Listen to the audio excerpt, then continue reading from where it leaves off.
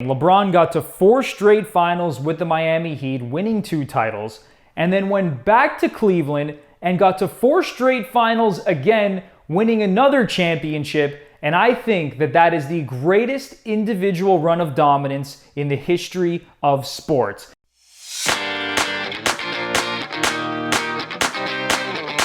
What's going on, guys? Welcome to the Anthony Bruno Show. I am Anthony Bruno. Hit that thumbs up and subscribe to the channel because today's video is all about one of the best sports debates that always seems to fire people up. Who's the greatest basketball player of all time? Michael Jordan or LeBron James? If you're a part of the younger generation, you're probably on Team LeBron. And if you're older and not a millennial, you're probably on Team Jordan. Just for the record, I think both players are incredible. I have them number 1 and 2 on my list of the best ever. But in this video, I'm going to lay out my argument and explain why I think LeBron James is the GOAT. So let's go.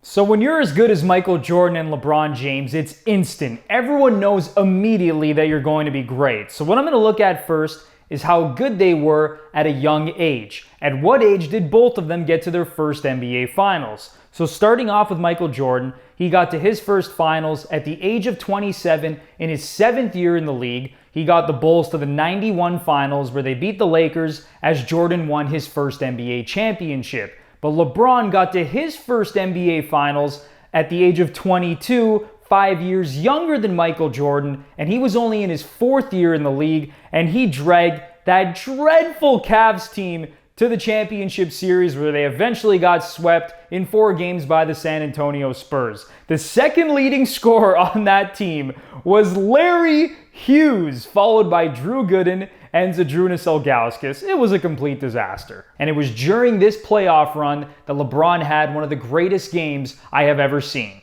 I was 16 years old at the time and I couldn't believe what I was watching. Game 5 of the 2007 Eastern Conference Finals, the Cavs taking on the Pistons, and LeBron went nuts. On the road at the age of 22, he scored 29 of Cleveland's final 30 points, including 25 straight points to end the game as the Cavs won 109-107 in double overtime and then won the series the following game. Everyone knew that LeBron was great, but having that game at the age of 22 solidified the fact that this dude was on a path that not many people in the history of the game have ever taken. Next up, I'm going to compare what I believe are Michael Jordan and LeBron James' greatest accomplishments. So it's the 6-0 in the finals versus the 8 straight finals appearances. So starting with Michael Jordan, this dude went 6-0 in the NBA Finals, winning Finals MVP all 6 times. That's incredible. We all know that he's won more championships than LeBron. But I think that LeBron getting to 8 straight finals with 2 different teams was more impressive than what Jordan did. So let me explain. LeBron got to 4 straight finals with the Miami Heat, winning 2 titles, and then went back to Cleveland and got to 4 straight finals again, winning another championship. And I think that that is the greatest individual run of dominance in the history of sports. And now you could argue that MJ could have also gone to 8 straight finals, but guess what? He decided to retire and go play baseball, while LeBron went absolute ham 8 years in a row, playing an average of 95 games a year. Think about that for a sec.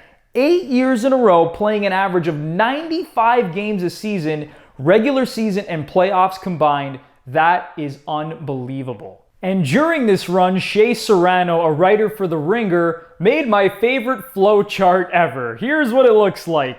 Will I be in the NBA Finals this year? Well, do you play in the same conference as LeBron? If you don't, then possibly. But if you do, well, then you have to go to the next part. Is he on your team?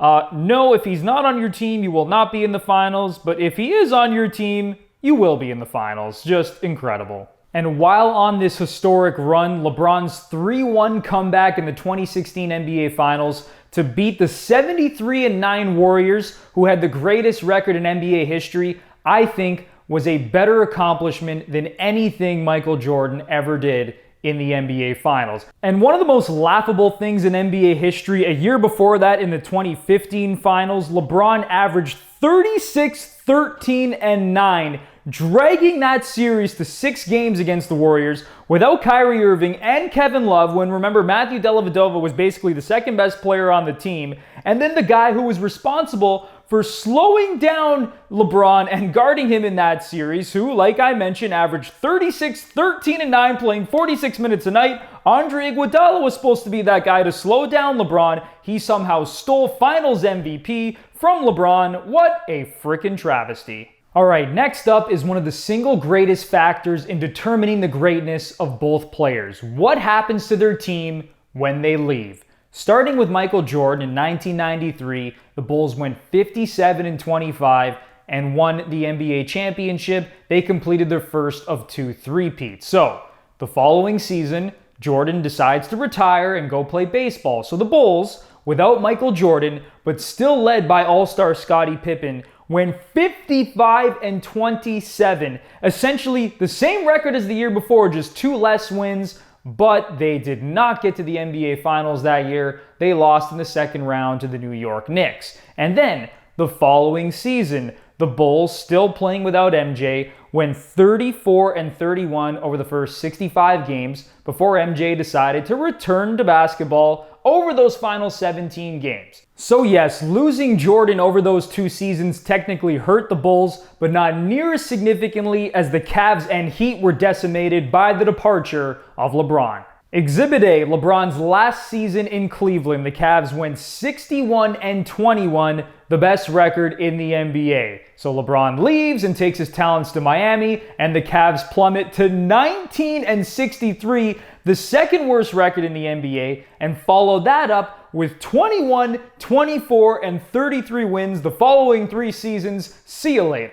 Exhibit B, in 2014, LeBron's 4th and final season with the Heat. They went 54-28, losing to the Spurs in the NBA Finals. So then LeBron leaves, takes his talents back to Cleveland, and the Heat follow that up by winning 37 games the following season and missing the playoffs. And Exhibit C, LeBron's 2nd and final stint with the Cavs ended in 2018 when they lost to the Warriors in the NBA Finals. So then he goes to the Lakers. And then the Cavs win 19 games the next season, the second worst record in the NBA. So we have overwhelming evidence that when LeBron leaves a team, it turns into an absolute dumpster fire, a shell of what it used to be. I don't think that there's another athlete in the history of sports more valuable to their team than LeBron James. And now to the final part of the argument, what have Jordan and LeBron done statistically? So, Michael Jordan had an incredible 15-year career. He averaged 30 points, 6 rebounds, 5 assists,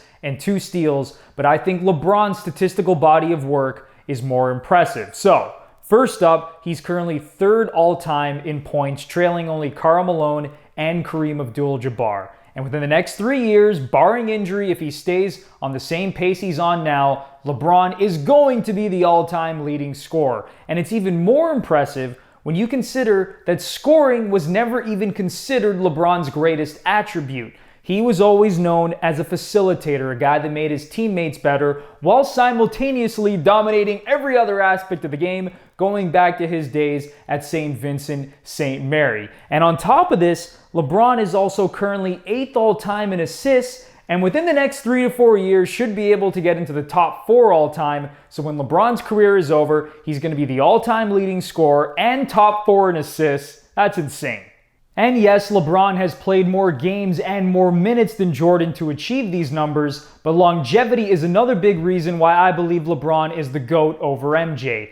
The greatness and statistical dominance that he has displayed over his 17-year career has been insane, and he doesn't appear to be slowing down. He was leading the league in assists this season at the age of 35, and I think LeBron will easily play into his 40s with the way he takes care of his body. And I haven't even gotten to his playoff numbers yet. When it comes to the postseason, LeBron is 1st all-time in points, steals, field goals made, free throws made, and minutes played. And he's also 3rd all-time in playoff assists and 6th in rebounds. Unbelievable. And another amazing accomplishment LeBron's on the verge of, it's either going to be him or Kawhi who gets to this first. But when you think about the greatest basketball players of all time, none of them have led 3 different organizations to a championship and been the best player on all of those teams. LeBron has obviously done that with the Heat, the Cavs, and now if he can get that done with the Lakers, he's going to be in a category